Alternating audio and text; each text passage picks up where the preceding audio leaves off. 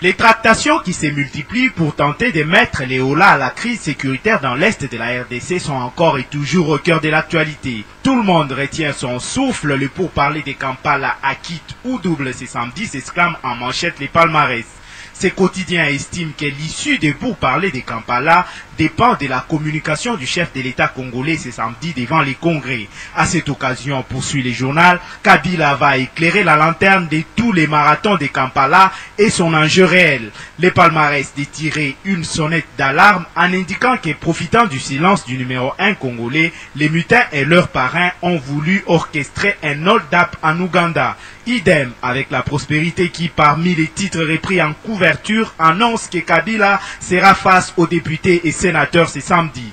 Le journal qui circonscrit les cadres dénotait que rendez-vous constitutionnel oblige, le président de la République Joseph Kabila Kabange va prononcer ce samedi 15 décembre 2012 les discours sur l'état de la nation au palais du peuple.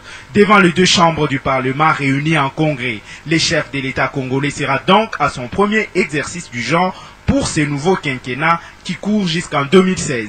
Sa cinquième depuis 2007 et la consoeur de renchérir que pour cette année, son adresse intervient dans un contexte politique national caractérisé par une nouvelle guerre d'agression dont le pays fait face dans sa partie orientale.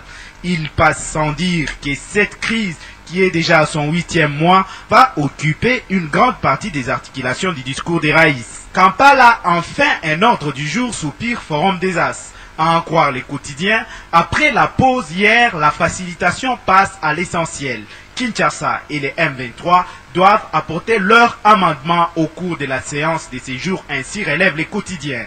Sur ces entrefaites, l'observateur attire notre attention sur le fait que Goma et ses environs en proie à l'insécurité. Dans ces colonnes, les confrères fait observer que les nouvelles en provenance du Nord Kivu sont plus que révélatrices. Pas plus tard que le vendredi 7 décembre courant, plusieurs habitants des localités de Kanyaruchinya, Kibati et Mutao ont fui vers Goma à cause de l'insécurité provoquée par la présence massive d'éléments M23 positionnés sur les collines de Munigi et l'occupation de leurs habitations par ces rebelles, a-t-on rapporté hier mercredi 12 décembre au point de presse hebdomadaire conjoint des Nations Unies. On termine par la référence plus qui nous apprend en page intérieure que selon les calendriers Maya, la fin du monde c'est ce 21 décembre 2012 à 22h11. Le monde tel que nous le connaissons disparaîtra au mois de décembre à quelques jours avant Noël. En effet, des anciennes prédications et d'anciens calendriers Maya prédiraient la fin du monde pour le 21 décembre prochain, date à laquelle la terre s'autodétruira et aucune vie humaine ne sera sauvegardée. De quoi en rester anxieux. Au revoir. C'est même parti, parce qu'on ne voit pas très bien sur quoi de commun vont discuter les protagonistes.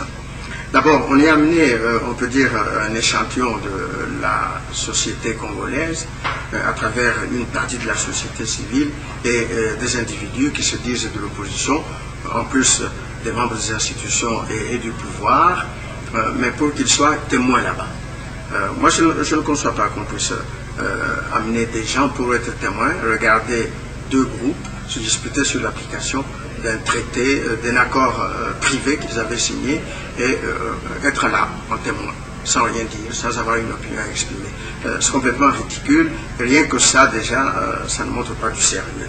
Vous savez, c'est la logique de tout ce qui s'est passé. Ils ont quitté Goma à condition que leurs problèmes soient réglés, les problèmes qu'ils posaient soient réglés.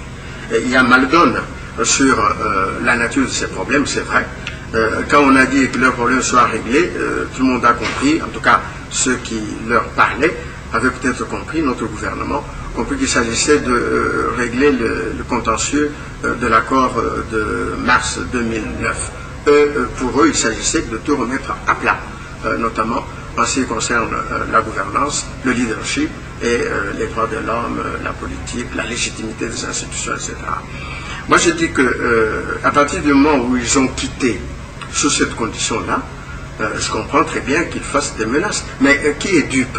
Tout le monde savait que si ça ne marche pas, ils sont capables de refaire la guerre. Ça, c'est clair, c'est vrai. Je ne les approuve pas, mais c'est une conséquence qui était prévisible.